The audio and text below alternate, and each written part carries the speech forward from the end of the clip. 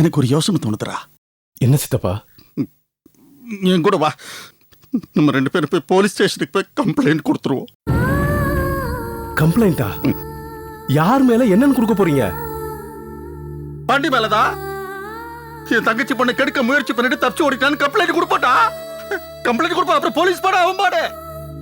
அவங்க போய் அவனை எப்படியாவது பிடிச்சி கைய கால உடைச்சி ஜெயில தள்ளி அவனை உடக்கி எடுத்தா தானே அவருக்கு புத்தி வரும். எப்படி சித்தப்பா இப்படிலாம் யோசிக்கிறீங்க? செல்ல கொடுத்துட்டா அவனுக்கு. நானே செல்ல கொடுத்து அவனை கெடுத்துட்டேன் நானு. அவனுக்கு புத்தி வரணும்னா இந்த மாதிரி ஏதாவது பண்ணாதாட்டா விட்டு போட்டா ஜெயிலுக்காவ போட்டா. ஜெயிலுக்கு போன பிரச்சனை முடிஞ்சிருமா சித்தப்பா? பிரச்சனை என்ன அதிகமாகும் சித்தப்பா? நம்ம என்ன சூழ்நிலையில இருக்கோம்? காமுவோட கல்யாண கட்டத்துல இருக்கோம். இந்த நேரத்துல பொண்ணோட அண்ணன் ரேப் அட்டெம்ப்ட் கேஸ்ல ஜெயிலுக்குள்ள இருக்கான்னு சொன்னா இந்த ஊர் உலகம் நம்ம எப்படி பாக்கும்? ஊர் உலகத்தை விடுங்க, நெல்லியாண்டவர் சும்மா இருப்பாரா? மாலை மரியாதை போட்டு காம கூட்டா போவாரு. இந்த கல்யாணமே வேணா நிப்பாட்டிடுவாங்க. சித்தப்பா, இந்த விஷயம் காமுவோட வாழ்க்கையை மட்டும் பாதிக்காது. அடுத்து இருக்கிற பரமு, ராகினி, கீதா எல்லாரையும் தான் பாதிக்கும். இந்த மாதிரி எண்ணம்லாம் வேணாம் சித்தப்பா, விட்டுருங்க.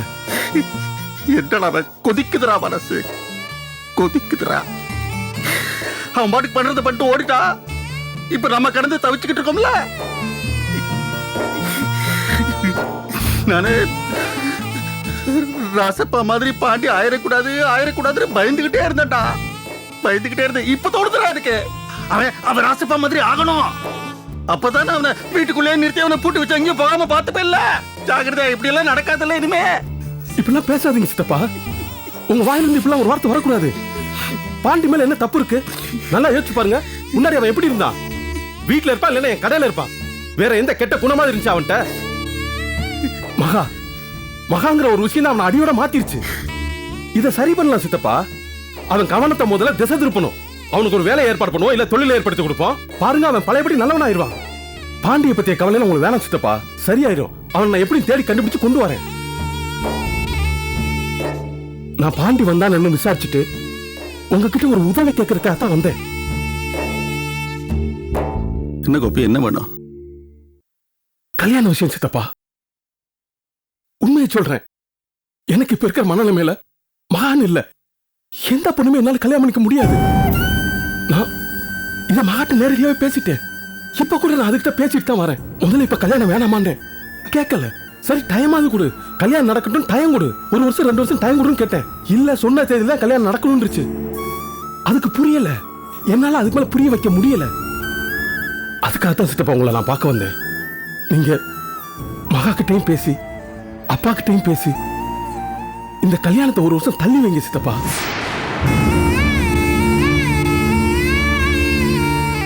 என்ன சித்தப்பா யோசிக்கிறீங்க?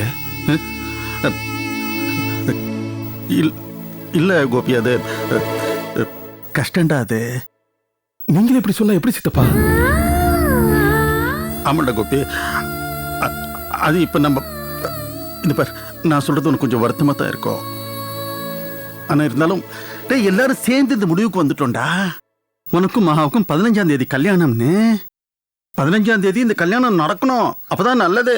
ஆமா சித்தப்பா, நான் சொன்னது எல்லாத்தையும் நல்லா யோசிச்சுட்டு சொல்லுங்க சித்தப்பா. நான் எல்லாமே யோசனை பண்ணி தான் சொல்றேன் கோபி. ஆமா, நீ புரிஞ்சுக்குவேன்னு நினைக்கிறேன்டா.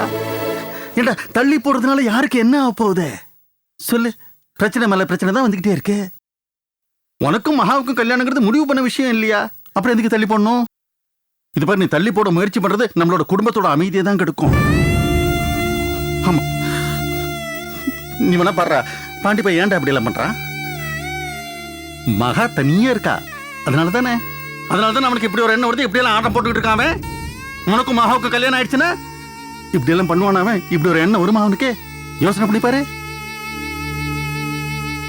கோபி. பாப்பா, நீ ரொம்ப விவரமானவன்டா. நீ எனக்கு யோசனை சொல்லுவ. இப்ப நான் உனக்கு சொல்றேன்னா கொஞ்சம் புரிஞ்சுக்கோ கோபி.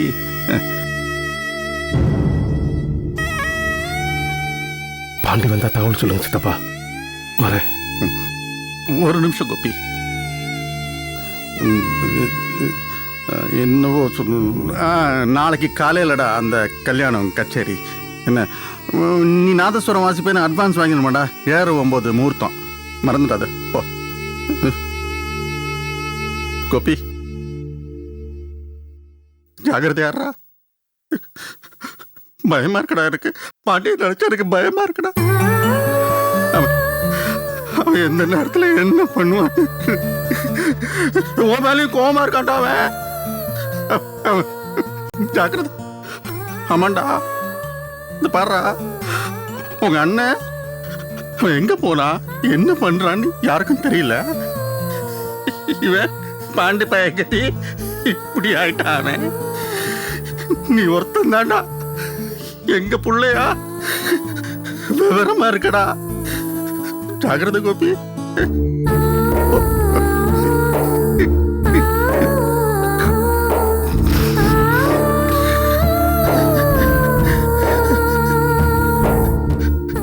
வரமா வர சித்தப்பா.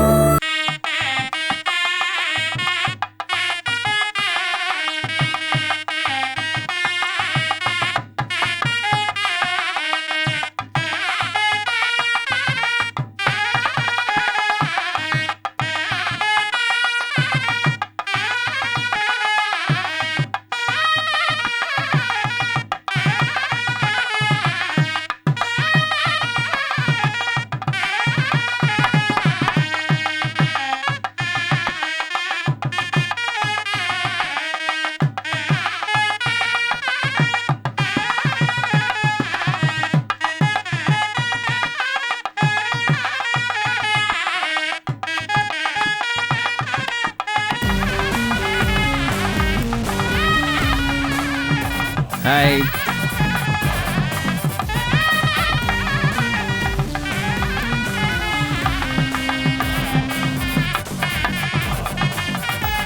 ஐயா ஒரு நிமிஷம். என்ன தம்பி? நீங்க தான் பையனோட அப்பாவா? ஆமா. நீங்க? நானா? இதோ நாதஸ்வரம் வாசிக்கிறாரு, அவரோட பயங்கர ஃபேன். நீங்க வேற. இந்த ஆளு ராசி இல்லாத ஆள் சார். அவர் வாசிக்கிறத முதல்ல நிறுத்த சொல்லுங்க. என்ன சொல்றீங்க? உங்க பையனோட வாழ்க்கை நல்லா இருக்கணுமா வேண்டாமா? நல்லா இருக்கணும். நிறுத்து, வாசிக்கிறத நிறுத்து.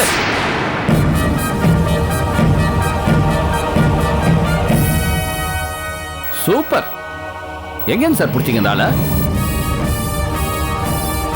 தம்பி, என் ஃப்ரெண்டு ஜெகநாதன் பொண்ணு கல்யாணத்துக்கு இந்த தம்பி தான் நாதஸ்வரம் வாசிச்சது. அப்ப நான் கல்யாணத்துக்கு போயிருந்தேன். அப்ப இவர் வாசிச்ச வாசிப்பை கேட்டுதான் என் பையன் கல்யாணத்துக்கும் அவரை இங்க கொண்டாந்துருக்கேன். அந்த கல்யாணத்துல மாப்பிள்ளை யார் தெரியும்ல? யாரு? நான் தான். நீங்களா? ஜெகநாத மருமகனா நீங்க? ஆமா சார். இந்த ஆளு வாசிச்ச வாசிப்புல என் பொண்டாட்டி என்னை விட்டுட்டு போயிட்டா. அப்படி ஒரு ராசி சார். தம்பி, என்ன சொல்றீங்க? ஆமா சார், கோபியோட வாசிப்பு அப்படி ஒரு ராசியான வாசிப்பு. கல்யாணம் அன்னைக்கே என் பொண்டாட்டி என்னை விட்டுட்டு ஓடி வந்துட்டா. இப்போ நான் ஒத்தைய அலையிறேன் சார். இப்பேற்பட்ட ஒரு ராசியான ஆளை தேடி கண்டுபிடிச்சு உங்க கல்யாணத்துல வாசிக்க வச்சிருக்கீங்களே, ரொம்ப பெரிய ஆள் சார் நீங்க. இதத்தான் சொந்த செலவுல சூனிய வச்சுக்கிறதுன்னு சொல்லுவாங்க. தம்பி, என்ன பேச்சு இது? எங்க வந்து என்ன பேசுற? உண்மை சார், நான் சொல்றது எல்லாமே சத்தியம். கோபிக்கிட்டே கேளுங்க. அவர் என் கல்யாணத்துல இதே மாதிரி தான் வந்து வாசிச்சார். என் பொண்டாட்டி இப்ப என் கூட இல்ல. இது ரெண்டுமே உண்மை. உண்டா இல்லையான்னு அவரே கேளுங்க. எது தம்பி உண்மை? ஓ, பெரிய வித்வான் நீங்க தான் இருக்கீங்களா? ஐயா, நான் இவரை பத்தி எதுவுமே சொல்ல. இவர் ரொம்ப ராசியான மனுஷன். ஆனா அவரோட மகன் கோபி அந்த மாதிரி இல்லையே. அதுக்கு நம்ம என்ன பண்ண முடியும்? வாய மூடு. என் பையன் உன் கல்யாணத்தை வந்து வாசிச்ச ராசியால தான் உன் பொண்டாட்டி உன்னை விட்டு போனாளா? அதுதானே உண்மை. இல்ல, உண்மை எதுன்னு எல்லார் முன்னாலும் நான் சபையில சொல்லவா? ஐயா, என் பையன் இவர் கல்யாணத்துல நாதஸ்வரம் வாசிச்சது என்னமோ உண்மை. அது மட்டும்தான் உண்மை. ஆனா கல்யாணத்தை அன்னைக்கே பொண்டாட்டிய சந்தேகப்பட்டு இழுத்துட்டு போய் எங்கேயோ அடைச்சு வச்சு சித்திரவதை பண்ணி அடிச்சு உதைச்சு அவ கழுத்தை நெரிச்சு கொலை பண்ற அளவுக்கு இவர் போனதுனால தான் இவர் பொண்டாட்டி இவரை விட்டு தனியா ஒதுங்கி போனான். உண்மை இப்படி இருக்கப்ப என் பையன் நாதஸ்வரம் வாசிச்ச ராசியால உன் பொண்டாட்டி போயிட்டான்னு சொல்லுவியா? நான் இப்ப சொல்றேன்யா, நீ தாலி கட்டின ராசியில தான் அவ எனக்கு திருமண வாழ்க்கையை வேண்டாம் சொல்லி ஒதுங்கி வந்துட்டான். உன்னால மறுக்க முடியுமா இல்லன்னு? தபரு, கல்யாணங்கிறது 1000 பேர் சம்பந்தப்பட்ட விஷயம். வாசல்ல பந்தல் போடுறவன், சமையல் பண்றவன், பந்தி பரிமாறுறவன், மந்திரம் சொல்றவன், அட்சதை போடுறவன் எல்லாரும் சேர்ந்ததுதான். இதுல யார் ராசியை குத்தம் சொல்லுவ? அவங்க வேலையை முடிஞ்சு போயிருவாங்க. அங்க 2 பேர் தான் மிஞ்சுறாங்க, புருஷன் பொண்டாட்டி. அவங்களுக்குள்ள ஒருத்தருக்கு ஒருத்தர் விட்டு கொடுக்கறதும் புரிதலும் இருந்தா தான் அந்த திருமண வாழ்க்கை சிறக்கும். அது உங்க கல்யாணத்துக்கு மட்டும் இல்ல, எல்லா கல்யாணத்துக்கும் உள்ள சத்தியம். அண்ணே என்னன்னு நீங்க அவன் ஒரு அயோக்கியம், அவனுக்கு போய் விளக்கம் கொடுத்துட்டு இருக்கீங்க. இருமையில நான் இன்னும் பேசி முடிக்கல. அதெல்லாம் விடியா. என் பையன் நாதஸ்வரம் வாசிச்சுதான் அதை இங்க வந்து சொல்றியே, இது என்ன உன் குடும்பத்து கல்யாணமா? 3ஆம் மனுஷன் குடும்பத்துல அவன் பொண்ணுக்கு கல்யாணம். இங்க வந்து அதை பேசுறது உனக்கு அநாகரிகமா தெரியல? மத்தவன் குடும்ப விசேஷத்துல போய் நம்ம பிரச்சனையை வைக்கிறமே, அதனால அவன் குடும்பத்துல பிரச்சனை வந்துட போகுதுன்னு உனக்கு யோசிக்கவே தோணலையா? இல்ல சார், தேவையில்லை. எனக்கு என் பிரச்சனை மட்டும்தான் முக்கியம். ஒண்ணு தெரியுமா, மத்தவங்க மனசை புரிஞ்சுக்கிட்டு நடக்கிறவன் தான் மனுஷம்பாங்க. உன் சம்சாரம் இல்லையா, உங்க அப்பா அம்மா கூட இருக்கவே நீ லாய்க்கு இல்லாத. ஐயா, நான் சொன்னதெல்லாம் உண்மை. அதுல உங்களுக்கு சந்தேகம் இருந்துச்சுன்னா அந்த பெரியவர் ஜெகநாதனுக்கே போன் போட்டு கேட்டுக்குங்க. எங்களால ஏற்பட்ட குழப்பத்துக்கு நான் மன்னிப்பு கேட்கிறேன். இவர் பேசினதெல்லாம் கேட்டு உங்களுக்கே கூட மனசு சங்கடம் வரலாம், குழப்பம் வரலாம். வேண்டாம், மேற்கொண்டு என் பையன் இங்க வாசிக்க தேவையில்லை. நானே வாசிச்சு முடிச்சு கொடுக்குறேன். கோபி, நாதஸ்வரத்தை இங்க கொடுப்பா. இரு கோபி, இந்த கல்யாணத்துல நீதான் வாசிக்கணும். எவனோ ஒரு லூசு பைய ஏதோ சொன்னா அதை கேட்டுட்டு ஆடுற அளவுக்கு நான் என்ன முட்டாளா? நீதான்ப்பா வாசிக்கணும். நாதஸ்வரத்தை எடுப்பா, வாசிப்பா.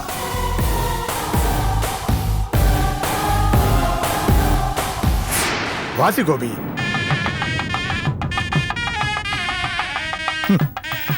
தப்பா எடுத்துக்காதீங்க.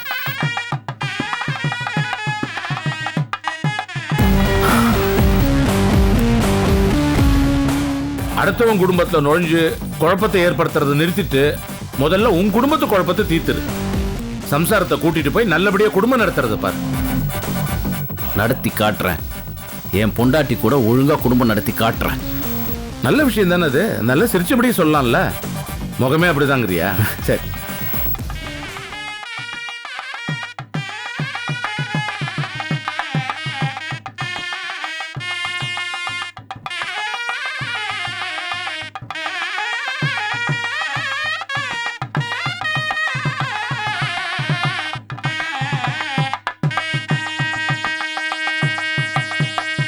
கெட்ட வேளாம்.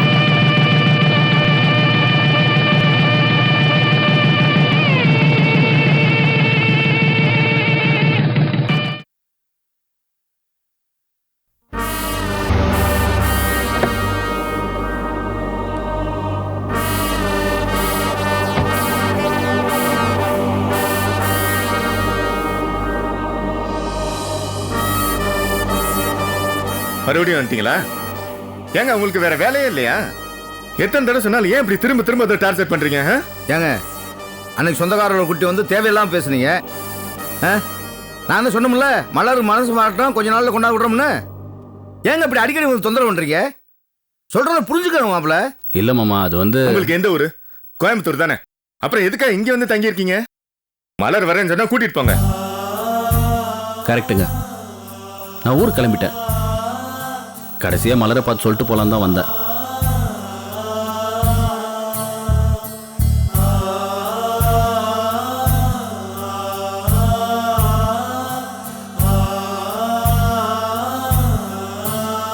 மலர், நான் ஊர் கிளம்பிட்டேன். கடைசியா உன்னை பார்த்து சொல்லிட்டு போலாம் தான் வந்தேன். மலர், நான் உன் மேல உயிரே வச்சிருக்கேன். உனக்கு என் மேல் நம்பிக்கை இருந்த என் கூட வா, இல்லைன்னா விட்டுரு. மறுபடியும் நான் வந்து உன்னை டார்ச்சர் பண்ண மாட்டேன். மறுபடியும் வந்து உன்னை கூப்பிடவும் மாட்டேன். கொஞ்சம் டைம் கொடுங்க. அதான் அவன் என்ன சொன்னாலும் அவன் பேச மாட்டேங்கிறான்ல. ஏன் இப்படி அடிக்கடி வந்து தொந்தரவு பண்றீங்க? ஏங்க கொஞ்சம் புரிஞ்சுங்க. என்னதான் நீங்க தாலி கட்டின புருஷனா இருந்தாலும் அவ போற இடம்லாம் பின்னாலே போறது நல்லாவா இருக்கு? அவ மனசு மாதிரி உங்க கூட வந்தா எங்களுக்கு சந்தோஷம் தான்.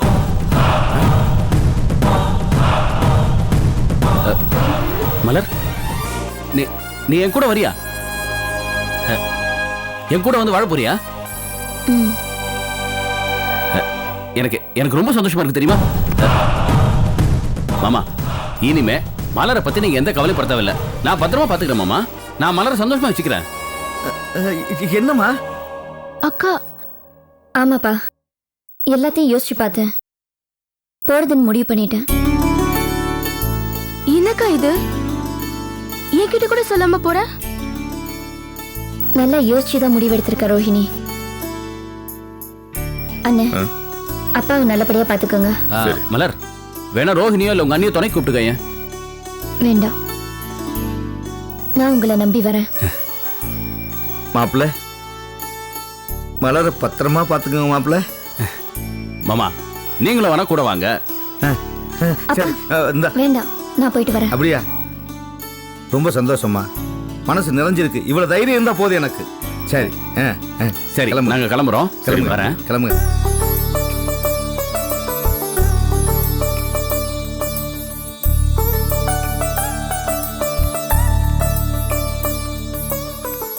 வரேன்ப்பா. நல்லபடியா வரேம்மா. போயிட்டு வாடா. சரி மாப்பிள்ள.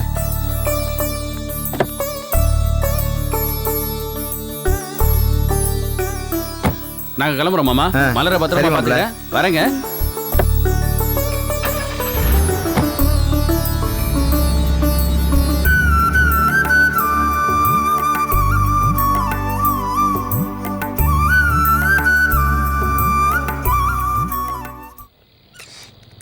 நல்லா அடிண்ணே, அடிண்ணே, வேகமா அடிண்ணே. அதான் சைக்கிள் அடிக்கடி ரிப்பேர் ஆகுதுல்ல, தூக்கி போட்டு ஒரு டூ வீலர் வாங்கினா சும்மா கெத்தா இருக்கும்ல. ஏண்டா, டூ வீலர் வாங்கினா அது ரிப்பேர் ஆகாதா? இந்த சைக்கிளை நான் எவ்வளவு லவ் பண்றேன்னு உனக்கு தெரியாதா? ஏன் இப்படி பேசுற? ஆமா, பெரிய பெரிய மேட்டர்லாம் விட்டுரு, சப்ப மேட்டர் சைக்கிள் மேட்டர்லாம் ஃபீல் பண்ணுக்கடா.